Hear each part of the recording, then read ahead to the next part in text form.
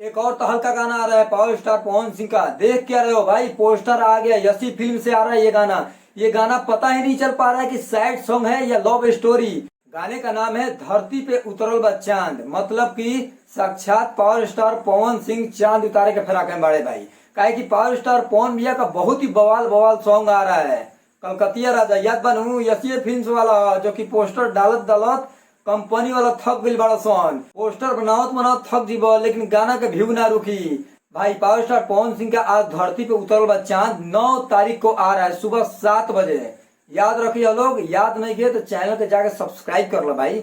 यसी film से आवता असही प्यार दे एक बार, जैसे कलकतिया ए राजा सॉन्ग के तो लोग प्यार देवत और लोग भाई कंपनी वाले तो तंग आ गई भाई गाना से। काहे तंग आ गई बा, अतना ना व्यू जाता यार, एक दिन में 3-3 मिलियन व्यू जाता कलकतिया ए राजा के। असही प्यार तो लोग बनैले रहो लोग। खैर अभी पावर स्टार पवन सिंह के यसी फिल्म से आवता आज धरती पे उतरल बा चांद।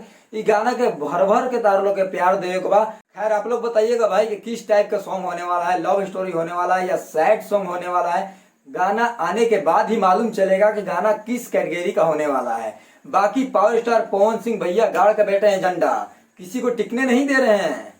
गाने के माध्यम से तो कोई नहीं टिक सकता भाई, दावे के साथ मैं कह सकता हूँ। पावर स्टार पवन सिंह मतलब कि मार्केट में पूरा छा गिल बा उनकर गाना। इतना ना गाना बजता कलकतिया ए राजा, राजा जी के दिलवा टूट जाई, मतलब कि तमाम सारा इतना गाना बजता ऐसा पवन सिंह के कि चरतरफा जहां जाओ ये पवन सिंह का आवाज सुनाई देता। खैर तार लोग के ई गाना के भर भर के प्यार दे को भाई। फिर से दोबारा कहता नहीं, यसी फिल्म से आवता 9 तारीख के सुबह 7 बजे। तार लोग के का रहे बा हमारा कमेंट सेक्शन में करके बताइए लोग।